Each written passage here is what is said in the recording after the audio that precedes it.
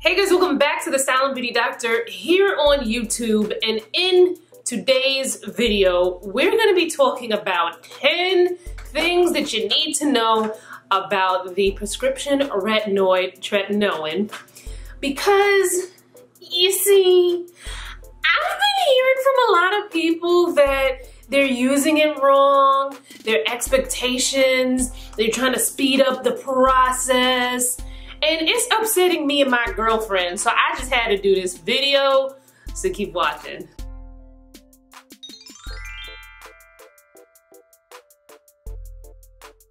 Alright, so if you are new here, hello, hi, how are you? Have a seat, I'm Danielle. We talk about skincare here on this channel on Sundays and Wednesdays, and on Friday we talk about fashion, so if that sounds amazing to you, you know, go ahead.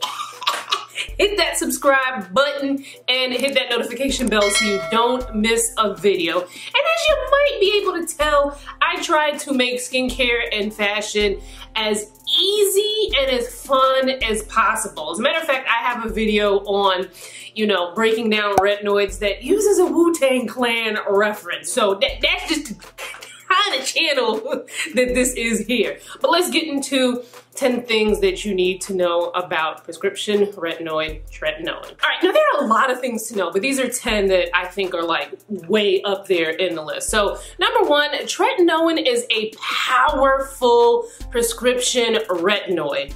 Retinoids are vitamin A derivatives. If you want to learn more about them, make sure you check out my video on retinoids. But tretinoin is something that is a powerful prescription that's used to treat a number of skincare issues such as dark spots, discoloration, wrinkles, fine lines, uneven skin texture. There are a lot of things that prescription tretinoin can do. So that's number one.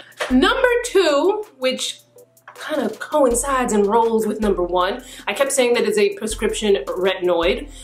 It is something that you can only get by prescription in the United States. Now, I know of some places on the web where you might be able to buy it without a prescription, and you know, you might be getting tretinoin, you might be getting tretinoin, you know what I'm saying? So make sure that err on the right side of caution and get it from a dermatologist by prescription, so you know what you're getting, that you know that you're getting the actual drug, that it's not laced with something else, that it's not expired, that it's not, you know, diluted. Go straight to the source, go to a dermatologist and get your prescription tretinoin. So number three, and this is an important step, these are all important things that you need to know, but number three is that you need to understand that you are to go slowly when you are on tretinoin. This is where, what's that example with the tortoise and the hare, and the tortoise, you know, slow and easy wins the race? That is the exact analogy when it comes to tretinoin. You do not want to be in a quick, fast hurry, because being in a quick, fast hurry can cause a lot of issues, which we'll get into in the other points that I have to make in this video. So number four is you want to use the smallest amount, especially when you are first starting out. Do not OD and be like, you know, let me just get a whole bunch on here because I want to hurry up and work. No. That will work against you. You want to use the smallest amount, and trust me, you'll have enough to work on your face. Some people may be like, oh my God, I got a big face, I got a lot of surface area here, but you still want to take it slow. And of course, follow the directions that your dermatologist gives you, because that person is a dermatologist for a reason. So next one. So number five is to not rush the process. Now, I've already alluded to this before, but you do not want to rush the process here because it will blow up in your face. You do not want to use more than what is recommended for you, and you don't want to use it more often than what is recommended for you. So if your dermatologist says, you know what, go slow, try this maybe one night a week, and then, you know, see how you're doing from there, and then maybe increase it to 2, and then see how you're doing from, because the induction period for trying the, well, I call it the induction period, for trying a prescription retinoid like tretinoin can be like 1 to 2 months. It can take like 1 to 2 months for you to kind of get used to using this medication, and you know, don't do more than what your dermatologist tells you to do as far as how much you use and how often you use. So number 6, tretinoin can be very, very, very irritating. This is exactly why I spent so much time in these different steps telling you to take it slow, go easy, use it as your dermatologist tells you, because it is extremely irritating. You might put it on the first time and be like, oh, okay, I'm good. Let me put, you know, let me put more on because I really want this to hurry up and you know, get rid of my dark spots or, you know, these wrinkles or what have you, whatever the skincare issue is that you're using the tretinoin for. But again, that will blow up in your face. Basically what tretinoin is doing to the skin, you know, the skin goes through its own renewal process. You know, that process kind of slows down a little bit as we age. So a prescription retinoid like tretinoin kind of aids in this process to kind of speed that process up. And in that speeding up, it can really irritate the skin. You may notice redness, you may notice stinging, you may notice peeling, you may notice that your skin is like, even if you're using your regular products that you use all the time with no issue, you might realize that, ouch, when I put my regular cleanser on, my skin is stinging. It's because tretinoin is super irritating. And because it's so irritating, this is exactly why you want to take it slow. Don't use it as often. Maybe start out once a week, maybe twice a week.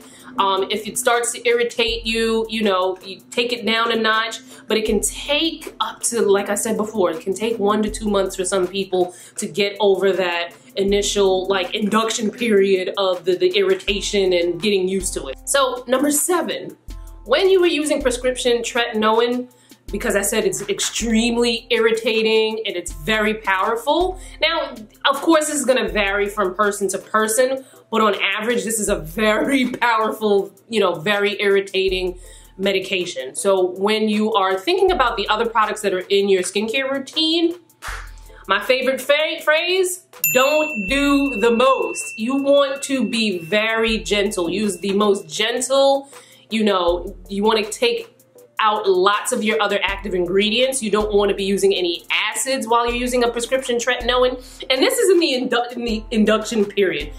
As your skin gets used to it, you can start to add these items back into your skincare routine. But when you first get on, no acids, no masks. You want to wear your sunscreen because, you know, your skin being very sensitive is also going to make it more sensitive to the sun. Chemical sunscreens might even irritate your skin even more when you're on tretinoin, so you may want to switch to a mineral.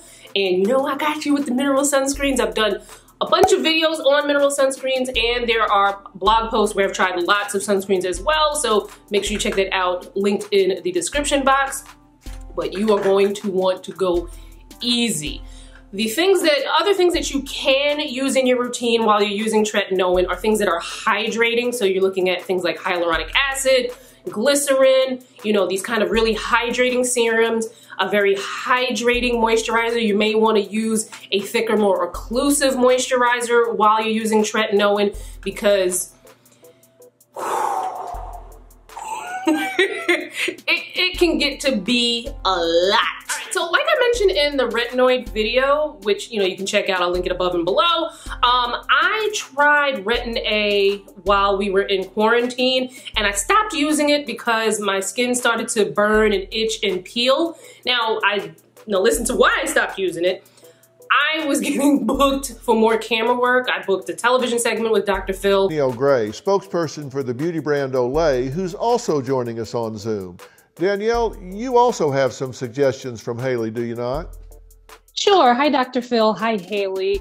So as we navigate through our new normal and we're trying to adjust, I'm doing something this week with Essence Fest live. So I'm doing a lot more camera work, and now it's just not the time for me, because it's like, if I want to be talking about skincare, I can't be getting up here with my skin peeling all over the place, all red and irritated. So I stopped using it for a little bit. I'm gonna pick it up again when things start to kind of like slow down for me and I actually have the time where I can, you know, kind of you know, heal in the behind the scenes and then come back anew. Number 8, you may experience the purge when you first get on prescription tretinoin. Now, the purge, now I used a prescription retinoid. I talked about this in my retinoid video. Back in the day when I had really bad acne and really bad dark spots. Now I'm talking about, you know, before I even started blogging back, you know, this is even before my blogging days and when I started in 2007. So this is a long time ago. But I went through it. Now it worked quickly to get rid of the acne and the dark spots, but the phases I had to go through, my purge, it felt like my pimples had pimples coming on top of them. So it was like a lot coming up. So you definitely want to be cognizant of that you might have that purge, you know, that purge phase. Not everyone's gonna go through it, but you know, it is likely that, you know, you may have some additional acne as a result of using the tretinoin. And, you know, it's typically not something that's going to last very long. And sometimes it can discourage you and make you feel like you want to stop using it because it feels like the situation got worse. And also, you know, have a conversation with your dermatologist to see what the right course of action would be for you. I've noticed a trend. You know, I've been on these internet streets for a while now. Maybe not on YouTube for, you know, for long, but you know, I've been around. You know, I've been around the block. I've been noticing a trend where people ask me what to do as opposed to asking the dermatologist. And you know, style and beauty doctor is, you know, it's just a name. Like I just play a doctor on the internet, and I don't even play a doctor on the internet. It's just, you know, it's just a name. You know what I'm saying? I thought, you know, nice name. You gotta have these conversations with your dermatologist, because even if I were a dermatologist, there's not much I can tell you without actually seeing you, you know? So have these conversations with your dermatologist. Don't be afraid. These are people that, you know, you gave money to, and don't be afraid to ask them questions. So ask your dermatologist as well. All right, so number 9. Now I mentioned the flaking and the peeling that you're likely to experience when using the prescription retinoid tretinoin, which is a popular one. Now the thing is, when dealing with this flaking, you might be tempted to pick it. You might even be tempted to exfoliate it. And if you're tempted to do that, I want you to take your hand, and instead of using it to pick or use something to exfoliate that flaking, I want you to smack yourself, because that's a no-no. Don't do that. That can make the situation even worse. What you want to do when you're getting that flaking and you're getting that dryness is you want to up the ante on the hydration. You know, hydrating serums, hydrating moisturizers. These are things that are going to help you to deal with the flaking and the dryness. You don't want to exfoliate that. Because remember I told you before, when you're first starting this out, your skincare routine has to be plain as heck. You're not gonna be using any acids, no exfoliating acids, no physical exfoliation, no masks. Your main function is to beef up the hydration. Make sure you protect yourself during the day with sunscreen. I also mentioned that sometimes chemical sunscreens might still burn your skin, to look for a mineral one. I have options here on this channel that you can watch, and also on the blog that you can read. So be careful, no exfoliating, at least not for that first like month to 2 months when you're using the prescription tretinoin. And again, talk to your dermatologist, because if you're experiencing something weird, you need to talk to the dermatologist so they can put you on the right course of action. All right, so we're at number 10, and like I said, there are lots of things that you would want to know about tretinoin, not just these 10, but these are 10 that I think are, you know, pretty important for you to know. But you always want to have that conversation with your dermatologist. I can't stress that enough. And as we're talking about dermatologists, I also want to stress that you want to go to someone who has receipts that they work on black skin.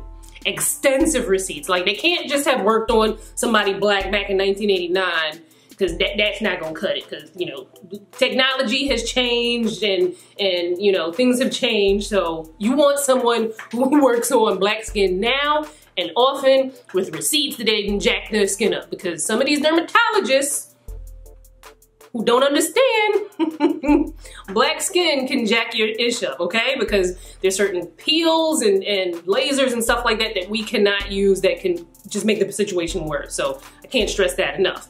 But Number 10 is that while tretinoin is a great, like if you type in tretinoin review or results or journey or whatever in YouTube, you will come up with lots of videos where people are, discussing some of the things that I talked about in this video, but also that how much they love their results and how clear their skin is and how great things are and how happy they are that they use tretinoin. It's a great medication. However, it's not the end all be all. So be open to other types of treatments that your dermatologist may suggest for you, because there might be a better route. You might want to get some lasers. You might need a medical grade chemical peel. Perhaps there's something hormonal that's causing your issue that you need to have addressed. It could also be something in your diet. I have a video coming up very soon. Make sure you subscribe to this channel and you turn your notifications on how your diet can affect, acne. And of course, acne also affects things like, post-inflammatory hyperpigmentation and other issues. So there, sometimes you have to take a holistic approach to it. Tretinoin is amazing, but don't think like this is like the end all be all of everything, because there could be other ways, maybe even better ways to treat what you have outside of using tretinoin. So that is today's video. I want to hear from you in the comments. Get all chitty chatty. Let me know, is there something that I mentioned about tretinoin that you've never heard before? Are there some of you who have never even heard of tretinoin before as well? Let me know that. This kind of feedback helps me to decide, what kind of videos that I'm gonna put up here on this channel and how I break things down, because, I like to keep things at a good, approachable level, because I find that, certain ways that skincare is talked about can be kind of like intimidating, so I want our discussions here about skincare to be more approachable, fun, and easy. So let me know in the comments. If you've been on tretinoin before, let us know what your experience was as well in the comments. Follow me on social. The links will be in the description box. Because when I'm not here on YouTube, I'm elsewhere on the internet spreading this cheer. I gotta just spread this cheer, a little bit there, a little bit there, a little bit there. So follow me on social, and I will see you fine folks in my next video. Bye guys.